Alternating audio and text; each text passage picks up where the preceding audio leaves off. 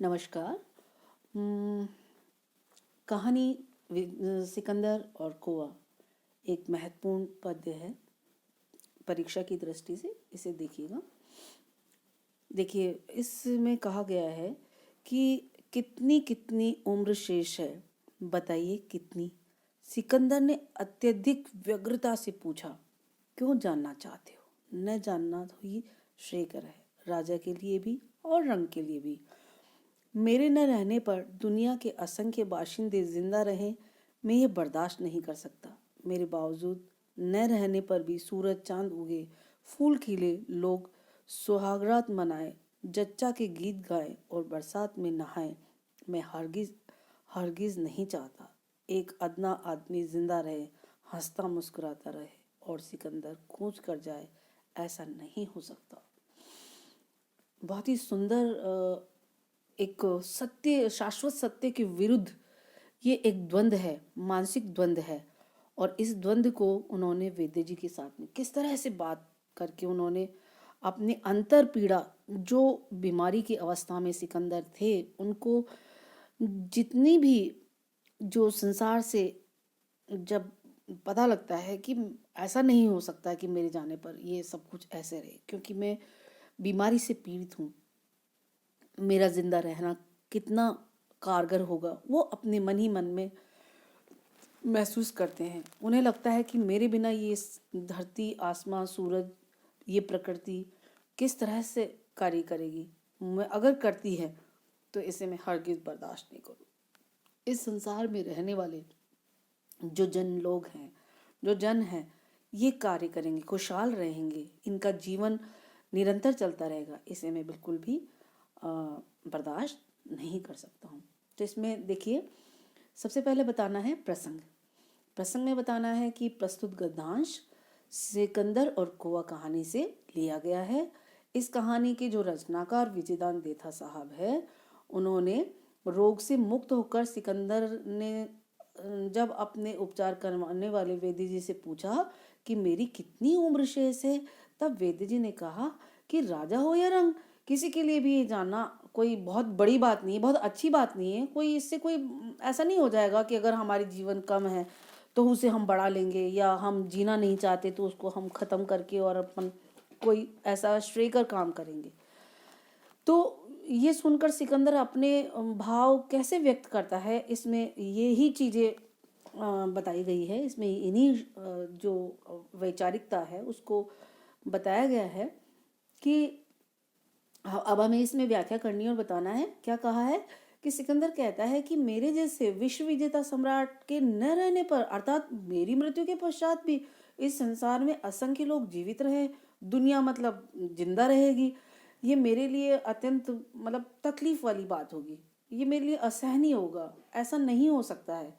महा अहंकार सिकंदर का मतलब था कि जैसे महान विश्व विजेता सम्राट के साथ ही संसार के सारे लोगों को, जो जो इसमें खुश है, जो तकलीफ में है, या जो अपना जीवन जी रहे हैं, मतलब जैसे भी है, सभी लोगों को मर जाना चाहिए।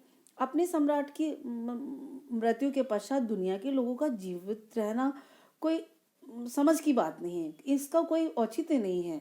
और उसकी मृत्यु के पश्चात संसार को भी समाप्त हो जाना चाहिए, ये संसार नहीं चलना चाहिए, ये प्रकृति रुक जानी चाहिए, ये लोगों का जीवन खत्म हो जाना चाहिए।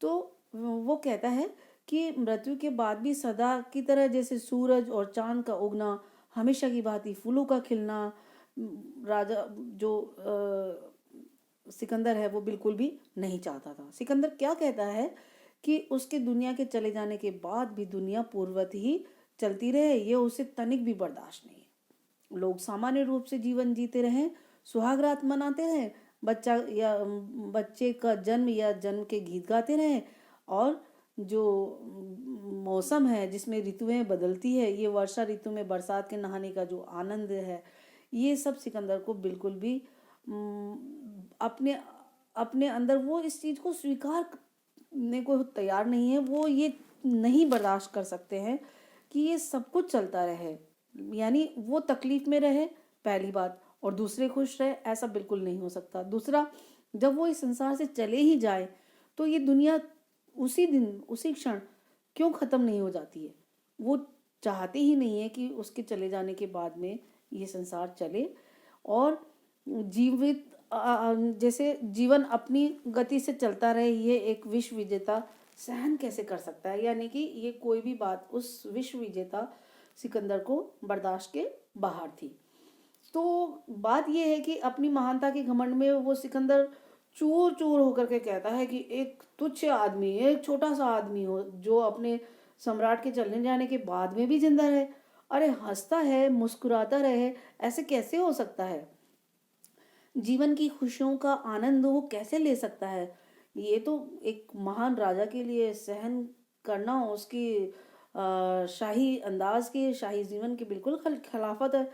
और एक अदना आदमी पूरी दुनिया में जिंदा रहे, सब तरह के आनंद प्राप्त करे, दुनिया में मतलब कूच कर जाए, ऐसा नहीं हो सकता है। भाई मैं चला जाऊं यहाँ से, ऊपर चला जाऊं, मेरा जीवन लीला समाप्त हो जाए और फिर ये सब ऐसा चलता रहे। उसका भाव ये है कि उसकी मृत्यु के बाद समस्त जगत की गति थम जानी चाहिए, संपूर्ण सृष्टि समाप्त हो जानी चाहिए, चांद सूरज प्रकृति का जो एक प्राकृतिक नैसर्गिक जो गति है, जो चीजें हैं, वो सब खत्म हो जानी चाहिए। कोई जिंदा रहे उसे बर्दाश्त नहीं है। न सूरज चांद उगे, न फूल खिले, न ही संसार में किसी प्रकार की कोई हलचल हो, ना ही किसी प्रकार के कोई अच्छे काम किए जाएं, कोई अच्छे गीत गाए जाए, कुछ भी नहीं। बिल्कुल जैसे ही जिस क्षण वो सिकंदर यहाँ से कूच कर जाएगा, इस संसार से विदा कर लेगा, तो इस संसार को भी एकदम गतिहीन हो जाना चाहिए, सब और सन्नाटा हो जाना चाहिए। किसी प्रकार की कोई जीवन लीला के बारे में सोच भी नहीं सकता, ऐसा कोई काम नहीं होना चाहिए। जैसे एक शरीर खत्म होने के बाद में कोई गति नहीं करता, उसी प्रकार संसार में जब सिकंदर चला जाएगा तो वो संसार भी गतिहीन हो जाना चाहिए। ऐसी सिकंदर महान की इच्छा थी, जिस इच्छा को वैद्य जी के साथ में उन्होंने व्यक्त किया। ये था हमारा व्याख्या। और इस व्याख्या की विशेषता क्या है, हमें विशेष में क्या कहना है, बताना क्या है कि विजयदान देथा ने सिकंदर के जो घोर घोर अभिमान या मिथ्याभिमान को अभिव्यक्त किया है, साथ ही सत्य की जो शाश्वत सत्य है उसको भी यहाँ पे रेखांकित किया है। संसार सदैव अपनी गति से चलता है, भले चाहे कोई आए या यहाँ से कोई महान राजा या रंग, चाहे जो भी है, कोई आए कोई फर्क नहीं पड़ता है, कोई जाता है कोई फर्क नहीं पड़ता है। प्रकृति अपना कार्य सदैव अपने ही नियम से करती है, ये जीवन का शाश्वत सत्य है। फिर हमें इस भाषा के बारे में, सरल है भाषा, सुबोध है, भावानुकूल है, और जो शाश्वत सत्य जो हमारा विषय है, वास्तविकता को व्यक्त करने के लिए उन सभी जो भाव है उनके अनुकूल भाषा का प्रयोग किया गया है।